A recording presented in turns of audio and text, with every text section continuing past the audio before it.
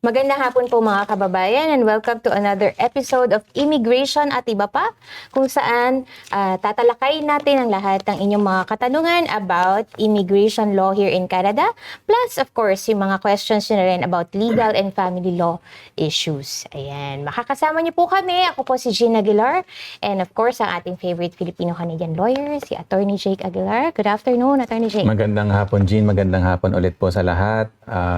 Welcome po kayo sa panibagong episode ng Immigration at Iba Pa. Yan po, last week marami po nagtanong, marami pong salamat. Sana po ngayon ganun din. Kaya kung handa na po yung mga tanong nyo, pwede nyo na po simulan. Yes, please feel free po to get in touch with us and you can start by typing your questions, mag-chat po kayo sa amin, mag-send po kayo ng inyong mga comments and we will read your questions and we will answer. Try our best to answer your questions. So, nandito po si Attorney Jake para sagutin ang inyong mga katanungan or concerns about immigration, family law issues, at iba pang legal issues na gusto nyong tanungin kay Attorney Jake. So, yan.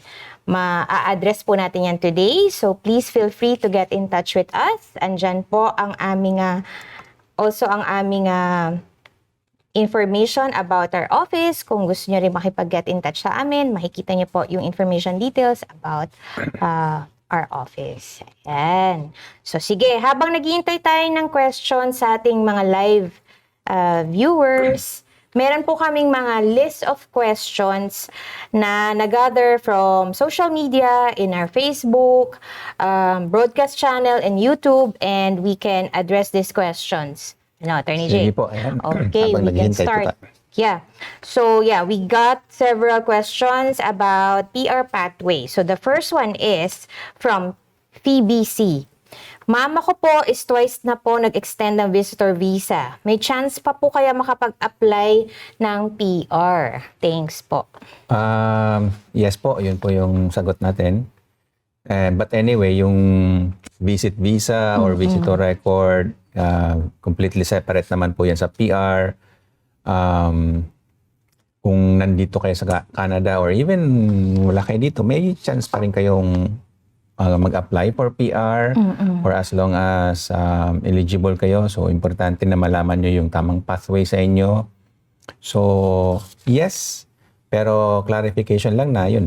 Wala namang sabi nating relationship din talaga yung pagiging visitor nyo doon sa intention nyo na mag-apply for PR. So, but anyway, yes po, may chance pa naman na maging PR. Kaya lang naka-close pa ngayon yung pathway din, yung PGP sponsorship, yung mga 2020 pa lang na applicants yung pwedeng mag-send ng, kung naka-receive kayo ng Sa ITA. ano ba yan? PGP ba siya? Parent and parent. Hindi. Okay. Gusto niyang not necessarily. Not necessarily. Not necessarily. Yeah, so, pero, any PR program na sa tingin nyo ay eligible pero kayo? mother niya kasi. So, Okay. more or less, yun yung naiisip natin na pathway. No? Right. So, Okay. yun po. So, thank you, Phoebe, for that question. So, we got another question from Kenneth DL. I am a student since 2023 with my two kids as well as my two kids as well are students, and my wife is working in Dollarama since 2023 here in Canada. We are living with my father who is a PR in Canada. Our visa extension has not yet been received, but my wife received a letter from IRCC stating that she can work continuously until April 2026. Ayun. May question, sir. Okay. Pwede po ba masponsoran ng tatay ko, ang asawa ko or daughter-in-law niya for family sponsorship Canada class as a family member and dependent in Canada? With respect to the spouses and have contributed already in Canada government because she's working. Yeah. So, hindi po. Unfortunately, po, yung in-law, hindi po pwedeng sponsoran yon. At saka, may mga age limit din po sa pag-sponsor ng anak. Normally po, hanggang 21 years old lang yung pwede nating i-sponsor unless na merong exceptions. Like, for example, may disability at hindi makapagtrabaho on their own. So, yun po. Pag in-law, yan, hindi po pwedeng Yes. So, dapat sponsoran. may direct blood relationship. Right po. At saka yun nga po yung age limit. We have to consider that. So, we assume po na yung asawa nyo, of course, overage na. Lagpas na dun sa edad na pwede pang sponsoran. Ayun. Okay. Thank you, Kenneth, for that question. Thank you for Sana the nasagot question namin yung iyong katanungan. So, yung mga nanonood po ngayon, feel free po Yan to po, send in your questions. Pipilitin po ni Huwag na Attorney po kayo Jake na mahiyang magtanong, lalo masagot yung ang mga inyong mga first-timer po, katanungan. para makarami po tayo. Yes. Okay, so marami din tayo nakuhang questions about temporary resident visas. We can start while waiting for our viewers to send in their questions. From Angelito Gonzalez. Ayan, I have a relationship with a US citizen but who had a DUI in 2020. We've been together since 2019. We meet every 3 months in the US. So what are the chances of him to visit to Canada? Okay, kung visit lang po, syempre apply siya ng US citizen. So pwede na nga siyang tumawid lang eh. Hindi niya kailangan ng visit visa dahil US citizen siya. Ang concern lang natin yung May DUI. Po. ano. So nabanggit doon sa information na merong record. And that can be an issue. That can be a problem. Kasi nga baka pwedeng makonsider na inadmissible. Baka matanong Yung ng visitor. immigration, ano? Opo. Pero at least convenient naman sa kanya. Pwede niyang itry. Subukan niyang tumawid doon. Wala namang masama. Pero yun nga, expect lang po natin na baka maano po magkaroon ng issue din. Question nga siya dahil doon sa DUI na yon. At because of that nga po, baka hindi siya mapapasok. Pero meron din, kasi meron din tayong mga tinatawag na rehabilitation pagdating sa mga criminal offenses. And since 2020, medyo matagal na rin, mga 5 years na din siya. Possible na pwede siya pa-rehabilitate. So anyway, ang bottom line dito, may chance pa din naman na makapasok. Pero maybe they would need to do something first para ma-resolve po yung previous charge niya at ma-rehabilitate siya para makapasok na siya ng And Canada. make sure, make sure na pwede siya makapasok ng Canada. Right. And Ayun. also, yung relationship nila medyo matagal na, 2019 pa yata. So baka lang din, gusto nyo i-consider yung mga sponsorship na options, tama ba? Yeah, pwede. Kasi US citizen. Yeah, US citizen naman. Tsaka, ano ba siya? Nabanggit ba kung ano siya? Hindi Like PR or nabanggit citizen? kung But, PR siya. yeah, we just assume for now na PR kayo or citizen kayo na pwede kayo mag-sponsor. So, consider nyo rin po yung option na yun. Ayun. Pero Okay, yun po. Angelito, thank you so Anyway, much yan, for that medyo question. madami-dami po tayo. Ayan, marami na tayo mga nakuhang question. Our online channel. Okay. Sige, simulan nating basahin. First one is from Jaliani John. Ayan, medyo mahaba. Both Filipino married for over 15 years. No children. Applied for PR and waiting for approval for nearly a year now.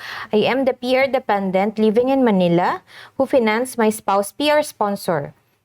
Quick course in healthcare to get immediate work. My spouse is now working, living, and high earning in Canada with the title of PR sponsor. Even after my family and I financed everything, suddenly ended our relationship. Spouse's sponsor also claims to have used all the settlement funds of 14K Canadian meant for the two of us. The whole process from submitting application, flight allowance, etc. probably is worth 20K Canadian. But since my spouse of 15 years ended our relationship, within a year of applying for PR, my PR application as a dependent would most likely be denied. What can I do? I am in dire need of help. Naku, Jaliani. John, thank you for that question. Yeah, thank you for that At question. nasa Philippines at, siya. Salamat din at medyo malinaw, no, kahit mahaba yung information. Mukhang pinaghandaan din. So, we appreciate that po. Medyo complicated yung situation. And mag-start muna po tayo dun sa basics. So it seems na naka-pending pa yung PR application, And then during As dependent. that time na naka-pending pa yung PR application, medyo nagkaroon ng problem dun sa relationship itself. And mukhang patungong like separation, parang yun ang nakikita ko dito, or I'm not sure kung ganun nga. Pero parang doon pupunta yung relationship. Pag ano po kasi yung relationship nyo, pag nawala, meaning hindi na kayo mag-asawa ang trato nyo sa isa't isa, like separated na, ganun na lang po. Hindi na nga po kayo dependent, so medyo tama po yung assessment nyo doon at possible nga po na matanggal kayo doon sa application, hindi na kayo makakonsider as dependent and then yung nga made-deny, so hindi kayo magiging PR. So yun muna po yung una na assessment natin dito, but since medyo sabihin natin hindi common yung ganito at medyo kahit nakakaawa nga yung sitwasyon, sabihin natin ganyan, you may ask for like consideration. Well, of course, wala pong guarantee, pero yun nga, discuss natin last time, mayroong mga humanitarian and compassionate considerations na parang kung walang-wala na talagang pag-asa and somehow merong may mga factors na pwedeng gamitin doon sa HNC nga, possibly, pwede.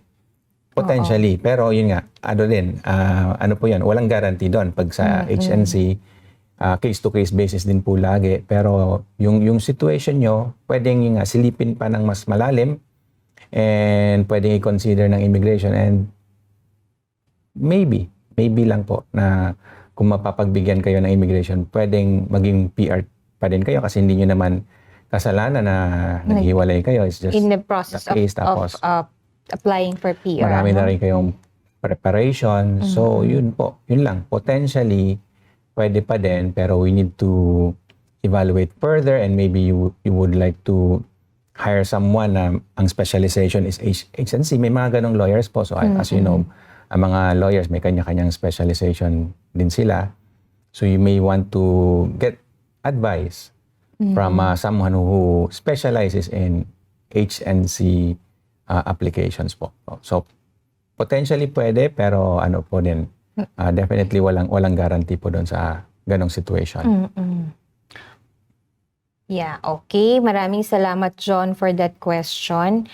And baka pwedeng pilitin niya din munang makipag-ayos doon sa asawa niya. Yung pa yung I think isa, internally if you there is can, some communication gap issues between you and your spouse. In some cases din pwede pa, kung nasa sa inyo po yun, kasi syempre relationship nyo yun, so it's up to you, how do you want to proceed with that. Yun nga lang dito sa Canada po, as we always say, medyo walang formality pagdating sa separation So once isa doon sa couple, doon sa relationship na yun ay nag-decide na ayaw niya na, well, that's it. Walang formality na kinakailangan para maging official yung separation na yun. So official na agad yun, right away. Once na nag-decide na yung isa na ayaw niya na nung relationship na yun. May related to that, may follow-up question si John. Sige po. Follow-up question, please. Should I still go to Canada if PR is approved and risk being sent back? What can I do to get misused funds? What can I do to get misused funds back? What kind of lawyer do I need? Okay. Yung kung ito yan, sabi ni John, kung na-approve yung PR, well, yung chance na mapabalik pa kayo, medyo mababa na yon kasi approve na yung PR nyo. And if ever that happens, mahaba-habang proseso din yon kasi yung revocation ng PR, it's an official process. Mahaba yon, may din yan, may hearing. So, hindi right away na pauwiin kayo. So, yung chances na mapauwi kayo, yun nga, mababa. And if ever, mahaba pa yon. So, marami ka pang magagawa, marami ka pang pwedeng paghandaan. And ma-revoke lang naman yun kung merong fraud nga. Kung halimbawa nga, hiwalay na pala talaga kayo. Pero kahit paano pinilit nyo lang na i-continue yung relationship just for the PR purpose only. Right. Kung yun yung fact doon, pwede nga maging fraud yun at pwede mabawi yung PR. Pero as you can imagine, it's up to you rin paano nyo itutuloy yung relationship nyo. Pwede naman nga kayo magbati muna. Pwede ba bati muna tayo at least for now, ayusin muna natin yung PR and then sige, pag okay na tayo pareho, tsaka na tayo maghiwalay. Pwede yun. Decision nyo naman yun. Pero there's a very thin line, yun po muna. And then, this is, what we're providing is just information. We're not saying you should do this or you should do that. Eventually, it will be up to you. But Yun nga, yung relationship nyo kasi, kayong dalawa lang naman nakakaalam kung ano na nga ba sitwasyon nyo What's the real dun sa score? relationship Yeah. na yon, di ba? Wala naman iba Ayun. makakaalam nun kayo lang eh.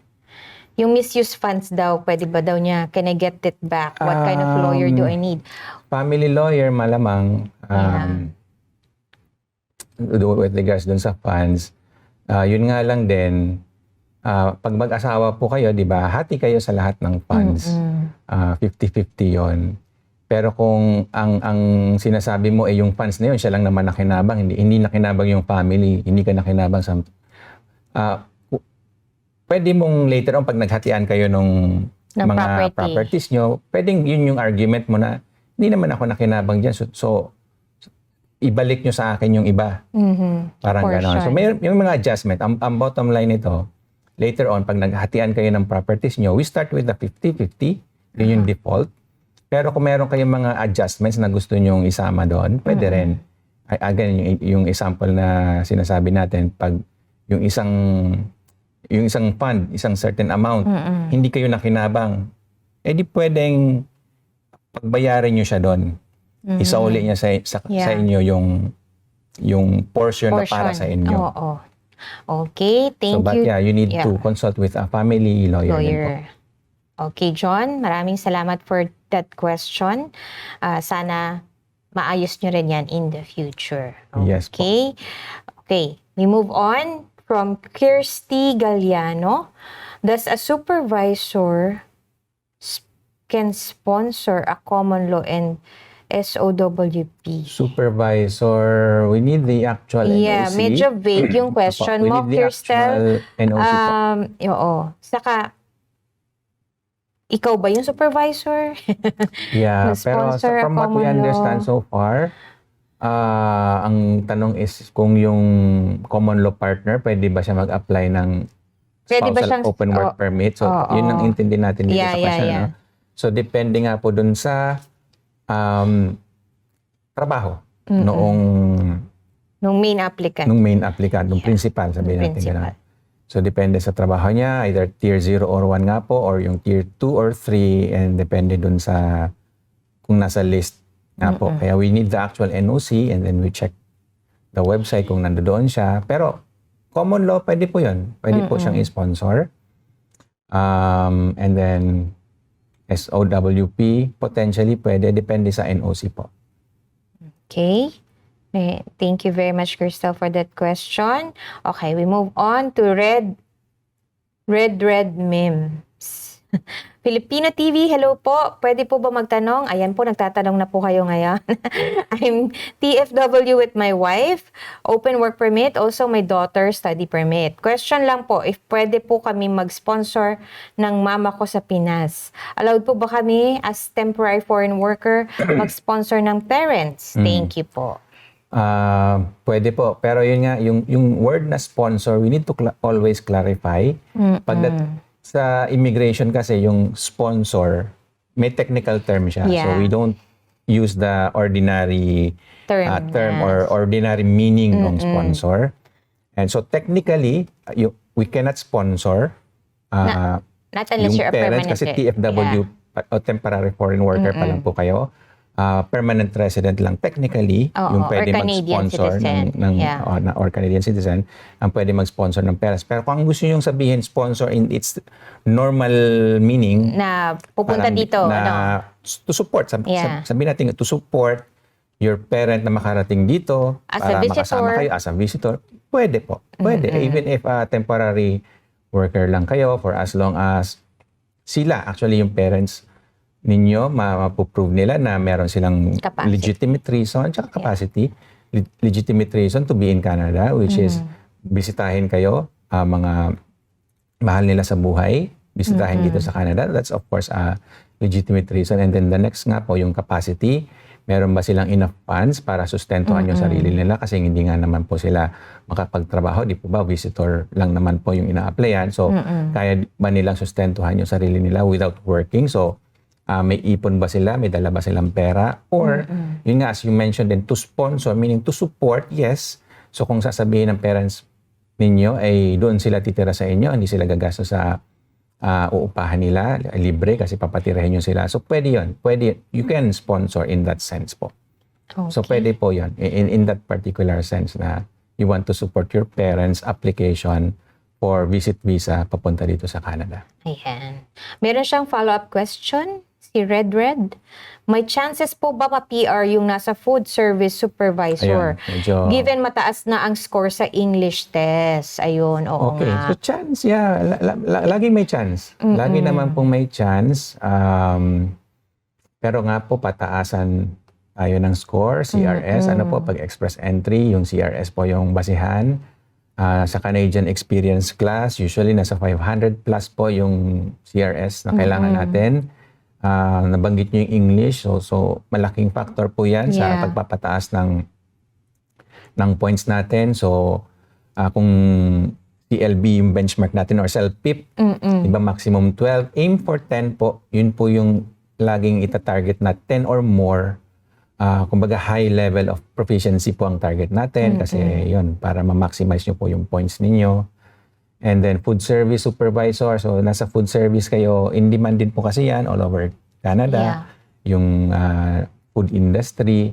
Although wala yata siya sa list of... Yeah, pero potentially, kasi ito yung mga nomination programs, di ba, na binabanggit natin, pwedeng ilagay yung yung particular job nyo or NOC dun sa list ng mga in demand potentially. So, but We you need have to to check monitor. it every now and then, Monitor every now and then. Buong Canada po kung pwede i-monitor nyo siya kung nasaan yung demand and kasi minsan nawawala ito, pasulpot-sulpot parang bula. Nag-iiba-iba yung... Kasi pag napuno na nila yung requirement, pag masyado na rin marami nag-apply doon sa particular NOC na yun, isasarado na nila yun. Tatanggalin na nila yun sa listahan hanggang sa magkaroon ulit ng panibagong demand. But at least overall, long-term, sabihin natin gano'n, ang demand sa food industry is, sabihin natin healthy. Kasi ang Canada nga aggressive sa pagpapadami ng populasyon niya. Ngayon nga, 40 million lang. As I always say, mababa yun. Just for context po, is less than half ng population ng buong Pilipinas. Which is about 110 million. So, aggressive ang Canada sa pagpapadami pa rin ng tao. Kaya yung demand, of course, sa food, kasi lahat tayo kumakain. Di ba? Right. So, andun lagi yung demand. Pero, yun nga din, as I mentioned, pasulpot-sulpot. Kasi pag napuno na, stop muna. And then pag kailangan na ulit, lalabas ulit. So, monitor nyo lang po. So, yun po yung masasabi natin sa ngayon. Okay. Thank you, Red, for that question. Sige, move on na tayo. Medyo marami tayong questions pa. From Dets ni Reyes, are SOWP or PGWP holder take a short course? Tinatanong niya kung if they can take a short course, like for 6 months. Thank you. Medyo conflicting po yung sagot natin. Pero ito po yung current understanding natin. Generally, kung yung pag-aaral nyo ay sa less than 6 months, hindi nyo kailangan ng study permit. Pero may mga lumalabas po kasi minsan ang immigration din mismo, yung information na nilalabas nila medyo inconsistent. Sa mismong website nila, ini-encourage nila na mag-apply kayo ng study permit. So may masasabi po natin dito, applyan nyo na lang din po ng study permit para at least sure kayo, wala tayong ina-anticipate na magiging problema. And kung ano naman ko, andito na kayo, worker na kayo, malaki yung chance nyo na approve yung study permit application nyo in case you apply for it. So, yun po yung masasabi natin. Applyan nyo na lang din po para at least wala tayong maging issue later on. Pero, yun nga, noon sabi ng immigration, pwede pag basta 6 months or below. Less than 6 months. Hindi nyo kailangan na study permit. Pero, yun nga, conflicting sa ngayon ang nilalabas nilang mga information. So, on the safe side, applyan nyo na lang po. Okay. Ayan. Thank you, Dets, for that question. We move on to Suzette Ganaden. Hi po, attorney. Follow-up question lang from last week. Leave under conjugal. PR na si partner at ako po ay nasa Pinas. Yung anak ko na 21 years old na pwedeng makuha. Question po, what process po ang gagawin? Yeah, so pag nasimulan po yung application, pag nasubmit na yon, sana mga po maabot pa 21 years old kasi alapit Nasa na kayong edge. nasa dulo na nga po nung edad na baka hindi na siya maisama. So, kung pwede nyo pong ma-applyan na yan as soon as possible, gawin nyo na po. And pwede pa masama yung anak nyo. Pero Isasama niyo po siya sa sponsorship. yes po. So, ang process is, applyan nyo na po. I-gather nyo na lahat ng requirements nyo at prepare nyo na yung application and then submit nyo na. Yeah. Para ma-lock in na po yung dependent nyo na 21 Before years old. mag-22. Opo. Before siya mag-22 kasi pag nag-22 na, hindi nyo na siya nga po pwedeng isama doon sa application. Kailangan mag-apply na siya para sa sarili niya. Opo. Hindi na as your dependent. So, yun po. Okay, so Applyan nyo Jet, na po siya. yeah. Bago po mag-22 ang inyong anak, kailangan ma-apply nyo na yung inyong conjugal sponsorship. Okay? Dependent po siya. Ayan, nag-send ulit ng message si John. Thank you again. Sponsor stated already that he decided to divorce. No okay. chance of getting back Oh, together. no. Oh, I'm so sorry, John. I see. So, Ayan. Unfortunately, balak na mag-divorce. Yeah. So, family lawyer po ang kakailanganin nyo. tsaka immigration lawyer na nag-specialize sa agency nga po. So, yun ang kailangan nyo pong lapitan. From Dom CC, good day po. I have 2 questions po kung pwede. I'm a PGWP holder and still looking for work. First, pwede po ba na mag-aral ako ulit ng related sa healthcare? Second question, pwede po ba ako mag-travel outside Canada? Maraming salamat po. Yung travel, I think oo naman. May status ka naman dito. And ang kailangan mo para makabalik, by the way, ay either visa or ETA. So kung meron ka na either doon sa dalawa, di makakabalik ka. Or kung wala pa, apply mo na lang yung ETA. Or visa, it's up to you. Pero mas madaling applyan kasi yung ETA eh. Mas madali ang processing. Usually, may kasama na yun pag nag-study usually permit, may then, ETA na pag siya. meron na kayong work permit, may ETA na yon. So yun nga po, check nyo lang kung meron na kayo and then yun yung kailangan nyo para makabalik sa Canada. At yes, pwede kayong travel outside of Canada. The other question, kung pwede kayo mag-aral sa healthcare, Ulit. yes, oo naman, pwedeng-pwede. Pero yun nga po, we recommend na applyan nyo na lang din po ng study permit para lang walang issue later on. Okay. Maraming salamat, Doms. Ayan, si Mr. Domingo Rillia. Hello po, Attorney Aguilar and Miss Jean. Uy, kilala tayo ni Sir. Client niyo po ako, Attorney. Ay, client natin siya. Galing po kami dyan nung Friday. Do you remember po daw? I believe I remember. Yes po. Tanong ko lang po sa extension ng application ko. Need po ba yung solemn common union declaration? Thank you po. Pwede pong yan. Maganda po siyang supporting document. Yeah, supporting document. Magagamit natin po yan. And anyway po yan, since client naman namin kayo as you say, pwede rin po kayong dumiretso sa amin sa opisina. Tawagan Tawag niyo po po kami kayo. or email niyo kami. Opo. Ayun po, if you don't want to share nga po mga sensitive information, but it's up to you po. Just letting you know na syempre naka-ano po tayo, Oo. naka-public Live, po, yeah. naka-live po tayo ngayon. So, malalaman po ng lahat ng nanonood kung ano But po yung... yeah, but to answer your question, sir, yes po, maganda po siyang supporting document. Yes. Okay? We move on to Mitch Alofer. Hi, attorney. Ano po ba ang pwedeng i-file na extension kung malapit na ma-expire ang contract? Temporary foreign worker to maintain the status. Thank you. Okay. So, kung malapit na matapos yung contract, assume po na naka-closed work permit kayo. So, kung malapit na po siya mag-expire, ang kailangan nyo, i-renew siya, pero dapat yung employer nyo po may LMIA.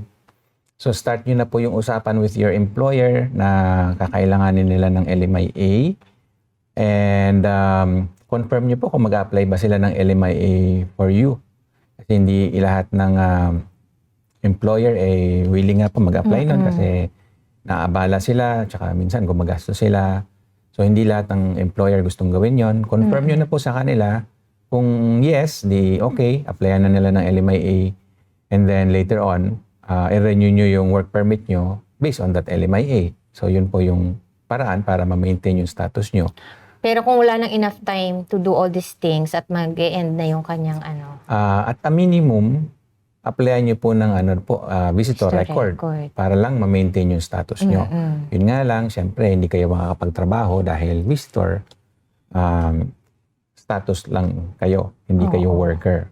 And then pag nagpalit kayo ulit into a worker, baka kailangan nyo lumabas muna ng Canada.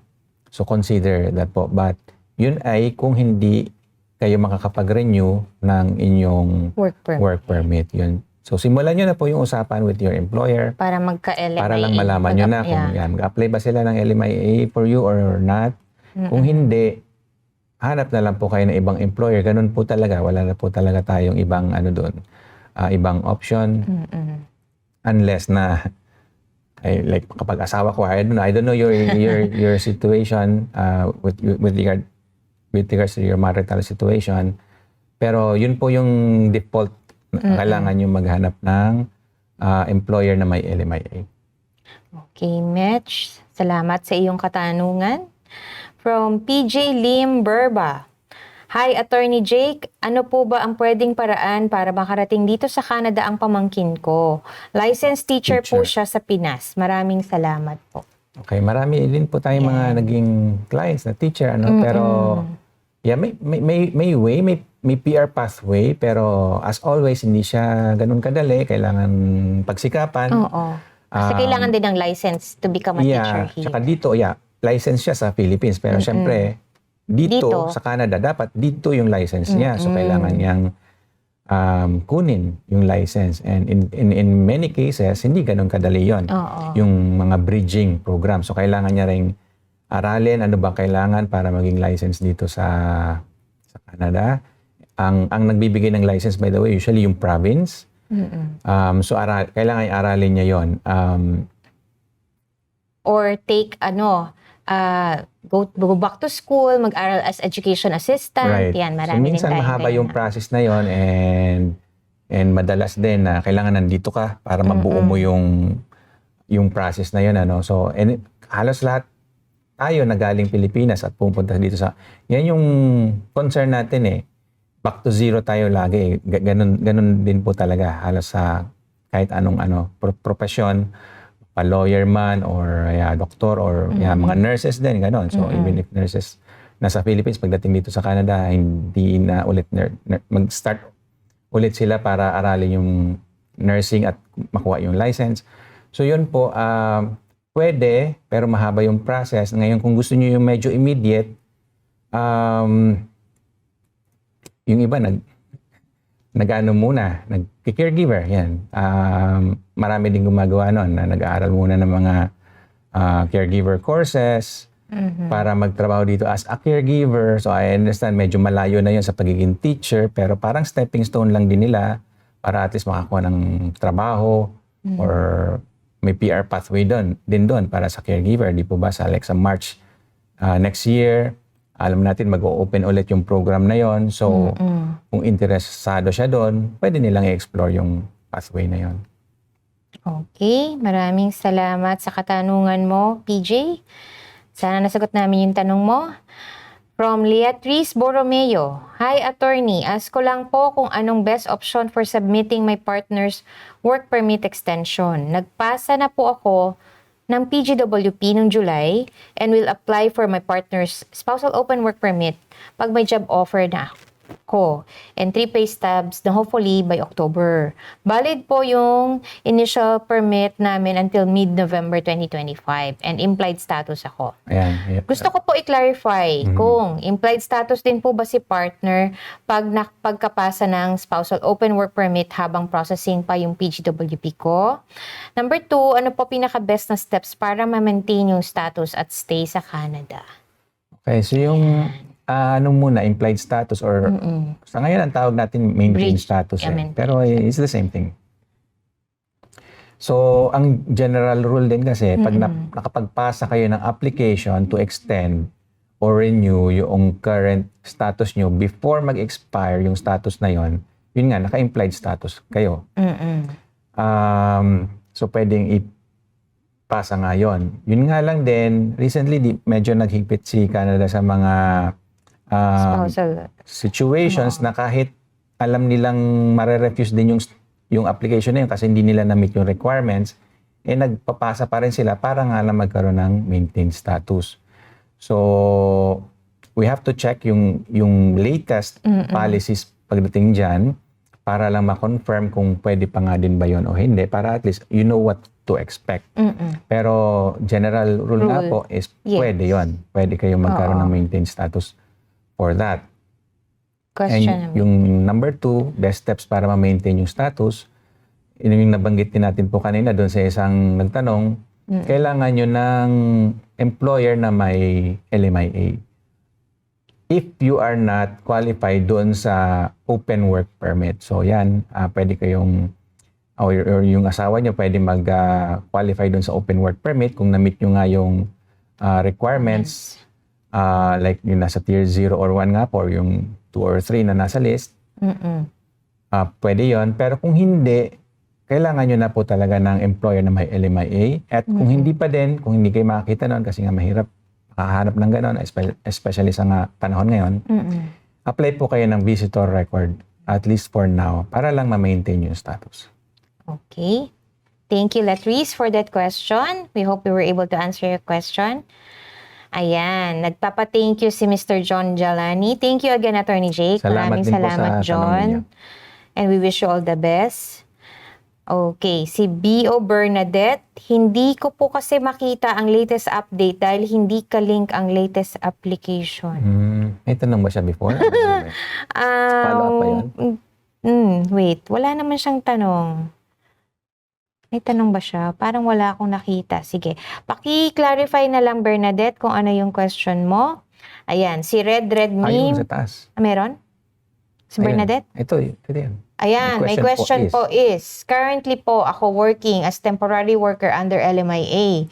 My Okay. employer po applied for my work extension under LMIA Okay. again for another 2 years. Okay, good. I will expire this coming September 7, but unfortunately, I suddenly lock my Haki account. HC key account and I Okay. cannot link my current status sa aking updated na GC key account. Ang latest po na letter from IRCC is I will be here until September 14 until further notice. Ano po ang pwede kong next step? So, ang issue lang is yung yung access. Yung access. Tama ba yan? Oo. So, you need to reach out po sa immigration IRCC, para I just called them. ma-recover nyo yung account Yeah. ninyo. So, meron naman po silang process para doon. Pero I understand na time is of the essence nga po. No? So, kailangan ma-unlock nyo siya as soon as possible.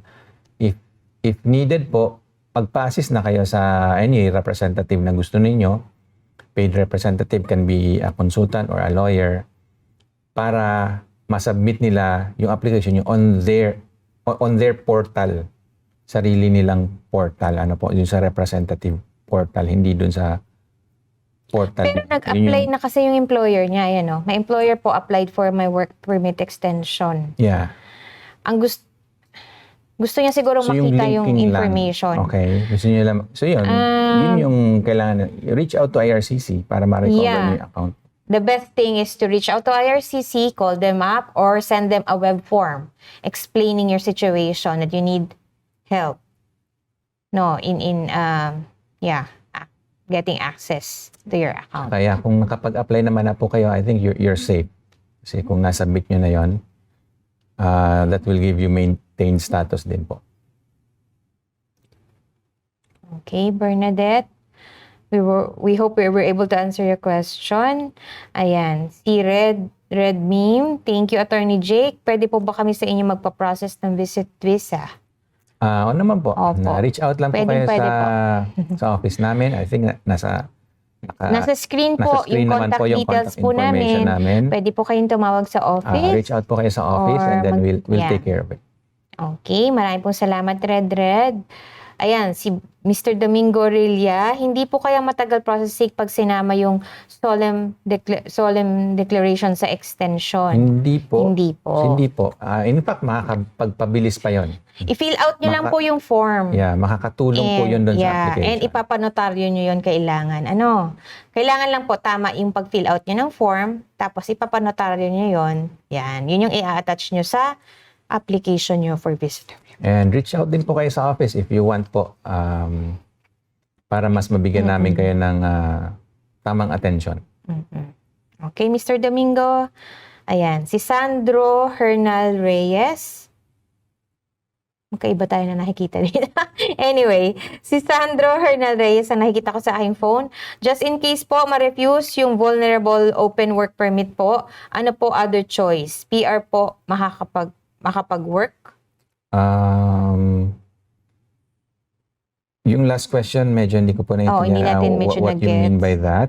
Pero kung ma-refuse yung vulnerable open work permit, other choice, yun po yung mga nabanggit din natin kanina, employer po na may LMIA. Yun lang po talaga ang option natin, or otherwise kung qualified tayo sa open work permit pero yun nga, hindi ganun kadali yun.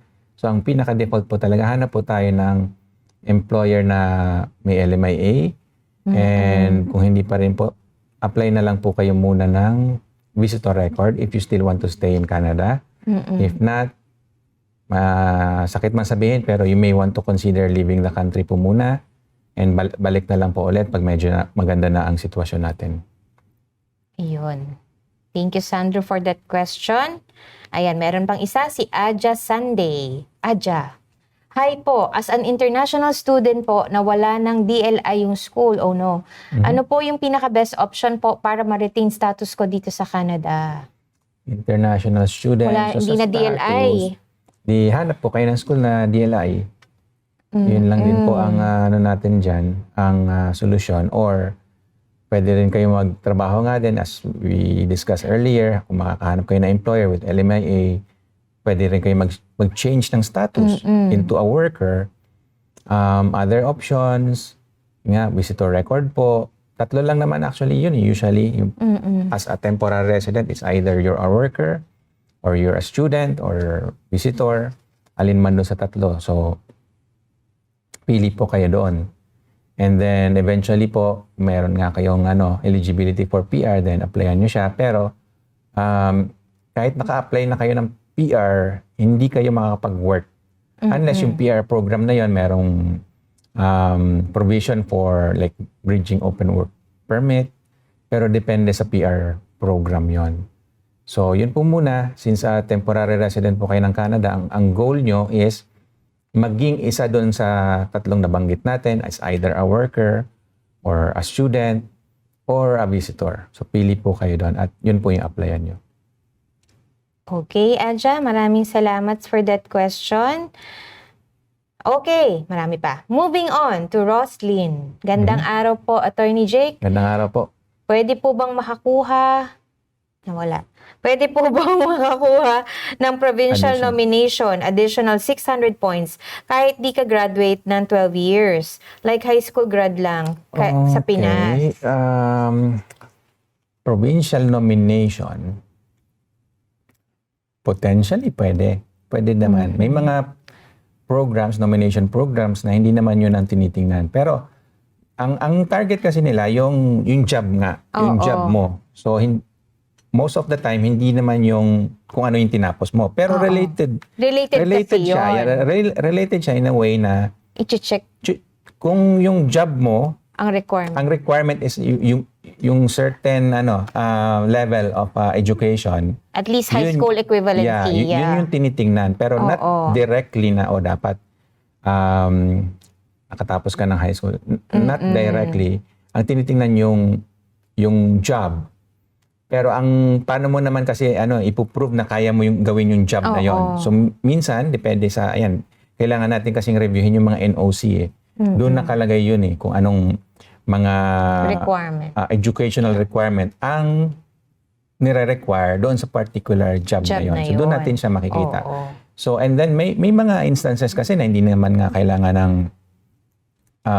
nakatapos ka ng high school or what. Minsan yung mga apprenticeship dito sa Canada, uso yun eh. So kung may mga certificate ka, may natapos ka ng mga programs, apprenticeship programs, pwede pa din. Possible, di ba? So, depende sa work. Yun po, depende sa actual work ninyo po. Okay, Darwin, salamat sa iyong katanungan. Ayan, si Bio Bernadette, maraming salamat po. Maraming salamat din po. May follow-up yata. Si Mr. Domingo. Thank you so much po. Sino? Si Drawin. Okay. Si Drawin Weng Vidal. Hello po, attorney. Pwede po ba makuha ang anak ko sa labas, sa Pinas? Kaso di kami kasal ng mama niya at she used her mama's family name at lumaki siya sa lola niya. And mag-23 years old na po ang edad niya. PR po ako with my family here in Canada. So, yung pagiging 23 years old niya, I think yun po yung concern kasi lagpas na po siya doon sa age na pwede niyo siyang sponsor. So, kung 21 below siya, pwede pa po sana.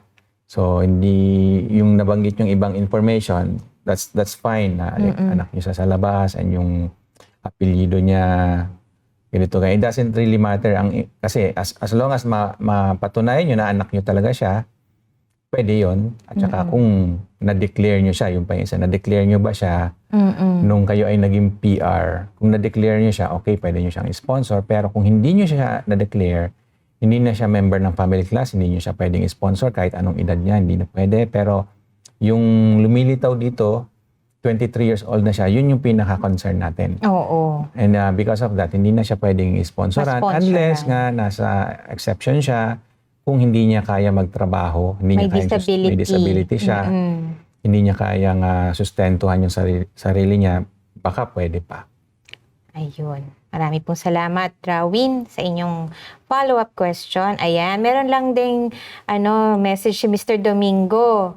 Thank you so much po. Try nyo po magpakonsulta kay na attorney. Ayan, napakabait po nila kausap at napakalinaw magpaliwanag. Wow. Ayan, salamat God bless po, attorney and Miss Jean. Maraming salamat po, Mr. Domingo. May promotion po tayo galing kay Domingo. Yan. Okay. From Leatrice Borromeo, follow up po. Pag open work permit to close work permit with LMIA po ang mag-a-apply, partner ko, maintain status din po ba yon at pwede mag-work habang naghihintay ma-approve yung close work permit? Yes po, maintain status pa rin yan. Basta na-applyan nyo siya before mag-expire yung existing na status nyo. So, yes po, pwede pa rin po siya. Ayun. Thank you, Miss Leatrice. Sana naliwanagan kayo. From Adjo Sunday, thank you very much po. Thank you very much Salamat din po. Okay. Christopher Wenceslao, good afternoon po, attorney. Meron akong anak sa Pinas, 25 years old. Pwede ko ba siyang i-apply ng provincial nominee dito po sa Manitoba? Pwede. Kung na-meet niya yung requirements dun sa nomination program na yon. So, pwede po yan. Kung siya po ay, So dito naman, hindi na nagmamatter yung edad kasi sarili niya namang application sarili yun. niya itong application, yes. You're not sponsoring. Kung hahanapan niyo po siya ng employer. You're dependent. So, pwede po yan. Basta na-meet niya po yung nomination program. Okay. From Mr. Manolito Domingo, hi, good day. I'm working in Saudi. Naku, hello sir, nasa Saudi pala kayo. Salamat din po sa pagbanggit kung nasaan kayo. Oo. Ano pong pinakamadali na way para makapasok sa Canada? May kapatid ako sa Calgary. She is Canadian citizen already, but I'm 51 years old already. So yan po, marami ngang pupunta dito ng mga nurses sa ibang bansa. Po. So, kailangan na gumawa kayo ng strategy nyo. Gusto nyo bang magtrabaho dito as nurse din? So, kung yun ang gusto nyong gawin, aralin nyo po yung mga requirements paano maging nurse dito. May mga challenges po. So, unahan ko na kayo. Maraming nurses kasi dito sa Canada na nurses sa atin sa Pilipinas or sa ibang bansa. Medyo nagrereklamo sila kasi ang dami daw requirements. Pero doon po tayo mag-start. Alamin nyo po yung requirements para kayo ay makapag-practice bilang nurse. Or kung gusto nyo gayahin yung ibang strategy ng iba na later on na yung pagiging nurse, later on na kukunin yung license as a nurse, ay importante makarating dito muna sa Canada, makakuha ng experience, and yun po, work on your nursing license later on. Pwede rin yun. So, yung iba nga po, ang ginagawa nila, training ng caregiver. Hanggang ngayon, ano pa rin naman siya, like valid pathway pa rin ng caregiver. Yun nga lang, marami tayong competition pagdating doon. Marami nga kasi ang nakaisip na noon, marami ang nagpapalit na ng kanilang mga profession into caregiver. Madali lang kasi nga yung requirement 6 months of experience or 6 months of training, somehow pwede ka na. Basta na-meet mo yung other requirements like yung sa language skill, which is mababa lang naman din ang requirements. So madali lang sabihin natin ma-meet yung requirements na yon. Kaya marami ang pumupunta doon sa pathway na yon. And then, from our experience nga, like yung last March na nag-open yung program na yon, 10% lang po yung na-accommodate ng Canada. Mga ganun lang po. And So, then yung competition. next March, ganun ulit yung expectation natin. And depending nga, baka mas lalo pang dumami yung interesado doon sa program. So baka mas madami pa kayong magiging competition. Pero anyway, it's a pathway that you may want to consider. And try nyo lang din. And then, so that's the PR pathway for caregivers. Meron din pathway as a worker for caregivers. So you see, employer nyo, kung mag-a-apply nga ng LMIA for you, at least makapagtrabaho kayo as caregiver, like in the meantime, and then work on your license na lang po later on. Okay, maraming pong salamat sa inyong question, Mr. Domingo. Ayan, nawala na siya. From Sweet Styly Yuzurik, hello attorney, pag po ba may validity biometric letter, malapit na po ba ma-PR? Medyo malapit na, so nasa... Actually, beginning pa lang yan. Yung ba yun? Oo, biometrics letter. Dati kasi hinuhuli nila yan eh. Ngayon, Start pa lang ina-advance na yan. nila. Oo, malayo-layo pa po. So, yung eligibility letter ang mas kailangan nyo makita. Pag lumabas niyo yung mga eligibility letter, medyo nasa kalagitnaan na kayo ng process. So, medyo pag biometrics malapit-lapit na kayo letter sa... po, ma'am, nasa simula pa lang po tayo ng process. Ayan. Medyo mag-intay-intay pa po tayo ng updates from IRCC, okay? From Drawin, thanks po. Maraming salamat din po, sir. From Marilu Dadul, pwede po ba magpa-renew ang tourist visa? Oo naman po. Opo. Pwedeng-pwede. And yung iba nga po, maraming beses na sila nakapag-renew. Kaya ilang taon na sila nandito, 5 years or even more in some cases. Yung last time nga po na nabanggit din natin, umabot siya ng 9 years. Renew lang siya ng renew. Kaka-renew lang, So, pwedeng-pwede pong mag-renew. Take note lang po na every time na nagre-renew tayo, syempre may assessment yan. Gusto malaman ng officer, ano pa bang ginagawa mo dito? Legitimate pa ba? Sumusunod ka pa rin ba sa conditions noong pag-stay mo dito sa Canada? Hindi ka ba nagtatrabaho illegally? Ganon. And you always need to provide updated yung supporting documents. Supporting documents, saka yung kakayahan mo nga para i-sustain yung sarili mo financially. Kaya mo pa ba? May ipon ka pa ba? Or at least meron bang nagsusuporta sa'yo sa mga pangangailangan mo dito? So yun yung kailangan mong ipakita each and every time na mag-a-apply kayo ng renewal. Okay. Thank you for that question. Sige, we move on. Kay Ray C. Arian Marukin, hello po attorney, may anak po ako dito sa Canada, work permit pa lang kami. May possibility ba na present mag-apply kami ng humanitarian pathway because my citizen is baby?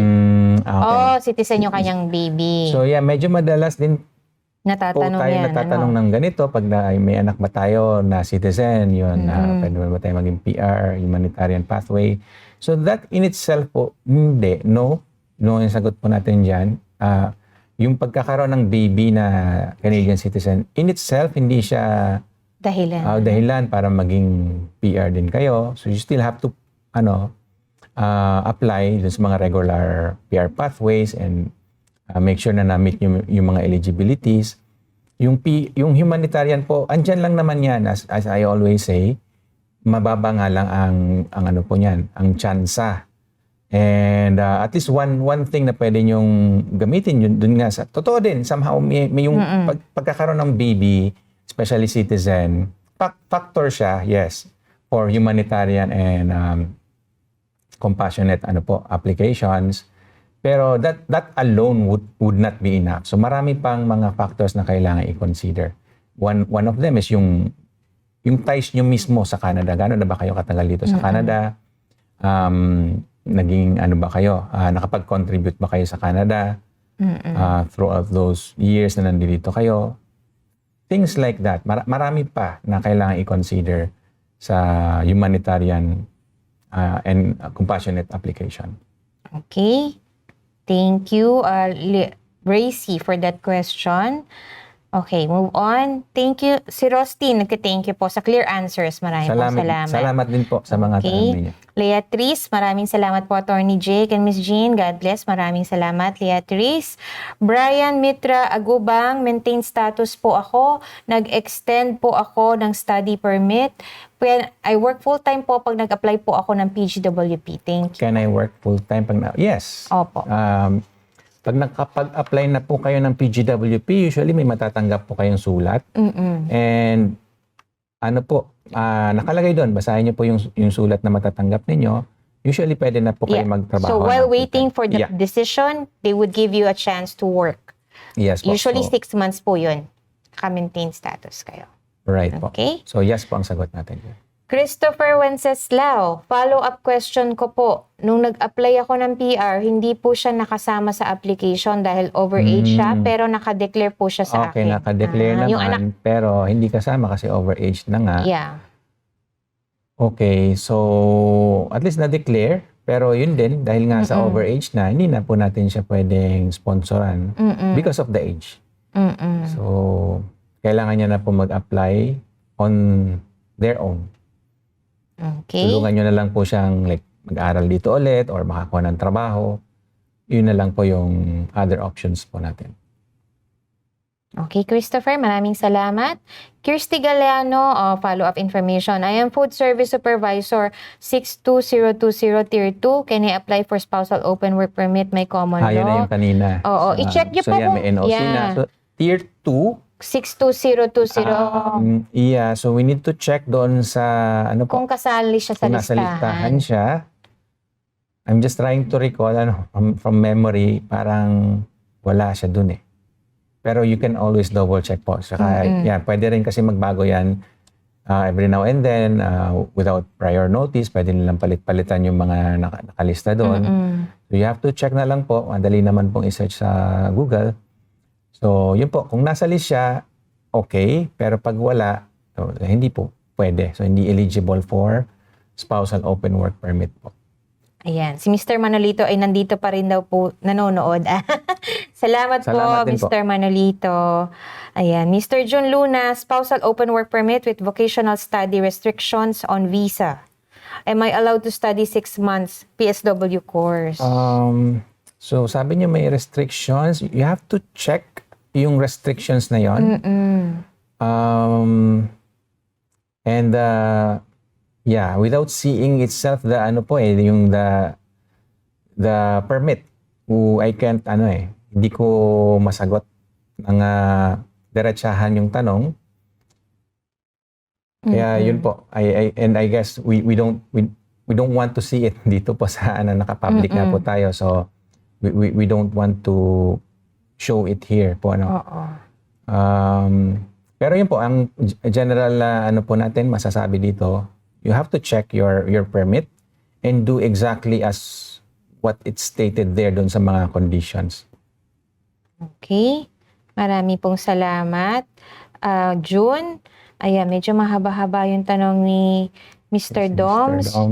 Maraming salamat for answering. If I may ask one more, na-scam po kasi ako. Na-scam daw si Sir. The company is PROICC.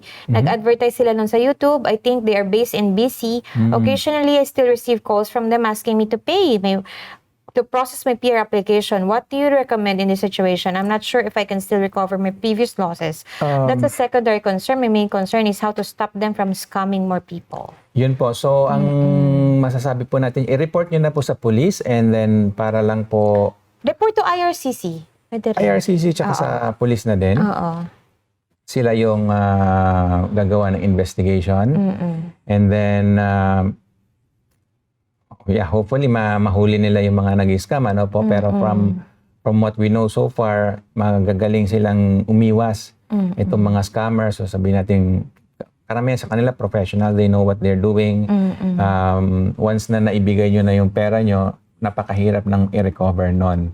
That's what we know so far. Kaya po ang pinakaano na lang nito is yung prevention nga po na sinasabi. Before po tayo maglabas ng pera, make sure po na alam natin kung sino yung kausap natin at make sure na mga lisensyado sila. Kung lisensyado sila, madali lang din naman i-verify even online, mabe-verify nyo yun. So, kung lisensyado sila, at least safe kayo, yun, madali yung kung ano man yung binayad nyo. Kung eligible kayo for any refund or maibalik yung pera, malaki yung chance na mababawi nyo pa yun kasi mga license naman sila. Pero pag hindi license, yun ang issue natin, yun ang concern natin. Mas mahirap actually ma-recover kung ano man yung perang na ilabas na natin. Kasi yun nga, expert sila magtago, hindi na natin sila matatrack. But you can always report to the police para at least makatulong kayo sa investigation na ginagawa nila. Okay. Thank you po, sir, for that question. Melody, si Miss Melody, Irog-Irog. Ayan. Client din natin. Hi, Attorney Miss Jean. About sa tanong ko kahapon, kausap ko siya kahapon regarding sa Schedule A background na husband ko, nagkamali kasi siya ng school year na nalagay dun sa form. At magbe-web form siya to change. Pwede po kaya for supporting docs yung certification sa school niya? Pwede po. Pwede po, ihabol nyo na lang yung information kung mayroon tayong mga kailangan i-correct. Ihabol na lang po natin through web form. Yeah. Pwede niyo pong i-attach yun as a supporting document. Okay, Miss Melody? Thank you. And congrats natin si Miss Melody kasi tinulungan natin siya with her PFL letter. Naka-receive na siya ng positive response from IRCC. Alright. Ayan. From Racy Arian Marokin, salamat po for the answer. From Janelle Parco, na-mention nyo po na para ma-maintain yung status ng open work permit in case hindi makahanap ng LMIA or hindi makakuha ng Tier 01. Last option is to secure a visitor record. Pwede po na mag-apply ng visitor record kahit 1 week na lang before visa expiration or need po longer days? Need po ba na active pa visa before mag-apply ng visitor record? Thanks in advance. Yes po. So, habang may status pa kayo, applyan nyo na. So, kahit may 1 week pa kayo, pwede pa yun. As long as may status pa kayo. Yun ang importante as long po. as before it expires. Yes. So, yun lang naman. So, 1 week, kung maisasubmit nyo na, mabuti. Yun po yung pinaka-importante. Huwag yung hayaan na mag-expire and then wala pa kayo nasasubmit na application. Kasi with that, walang maintain status na po yun. Nagkaroon na ng interruption and then ang kailangan nyo na doon, restoration. So, iba na po yun. Medyo technical na din siya. And then in the meantime, wala kayong status. So, yun po, habang naghihintay kayo ng application na yun, wala kayong out of status kayo. So, but anyway, doon po sa tanong. Need ba daw ng active na visa before? Yes. Kumbaga, dapat nga po may status before kayo mag-apply para ma-maintain. So, yung 1 week po, pwede pa po yan. Okay. Yung visa po, iba po siya sa visitor record, okay? Just to clarify. Baka nalilito siya. Okay. So, from Sweet Tidy... siguro 2 or more questions, 2 or 3 questions, and then we need to wrap up na. Wrap up na po tayo. Okay. Ito, follow-up question from Style Sweets. May eligibility na po parang biometric of validity of open work permit ata ang na-receive. Okay. Kasunod na po kaya nun. Yeah, kung eligibility po yung natanggap nyo, yun nga po, medyo na kayo, nasa Hindi po kalagitnaan o patapos na. Hindi natin din masabi kung gaano pa katagal kasi may other processes pa pero depende nga sa officer. Minsan mabilis na lang yun eh. Pero always depends on the officer. Minsan may eligibility na nga pero yung mga security checks medyo natatagalan or yung mga medical checks, hindi natin alam kung anong mga possibility na pwede magkaroon ng problema. So, case-to-case basis din po. Pero nasa kalagitnaan na po kayo ng application. Okay. Maraming salamat. Streets. Sige, one more? Sige, 1 or 2. Maikli lang naman. Si Dim Francis Mendoza, OINP, Express Entry Employer Job Offer under Foreign Worker. Require po ba ang CRS score? Google says not. Okay. Why po may nakikita po akong every draw may CRS po? Ano po ang tama doon? So yung sa Express Entry, kailangan ng CRS po doon. Sa OINP, not necessarily. Ibang step po siya. Ibang process po siya, yung OINP. May sarili ding point system yung sa OINP. Pero minsan hindi rin sila nagre-rely sa sa points. Minsan may mga targeted draws na tinatawag. Depende sa kung sino yung gusto nilang i-invite or i-nominate. Oo. I think he's asking, kasi merong OINP employer job offer under foreign worker. Pero ang requirement kasi doon, na kailangan may express entry profile ka. Right. So, yun nga. Oo. So, kailangan mo lang doon yung express entry profile. Yung hindi mo kailangan yung points mo doon sa express entry profile for that particular stream ng OINP. So, in some cases, yes, kailangan ng CRS. Doon sa express entry mismo, yes, kailangan yun. Yeah. Pero in some OINP streams, hindi mo kailangan yung CRS nung express entry na yun. Okay. Thank you for that question din, Francis. Manolito, may follow-up question. Pwede po ba akong kunin ng mom ko at my age, 51 years old, after mag-effect ang pagiging citizen niya? Yeah. Nabunot ang name niya to become a PR. So magiging PR So, si hindi Mami. po ganon.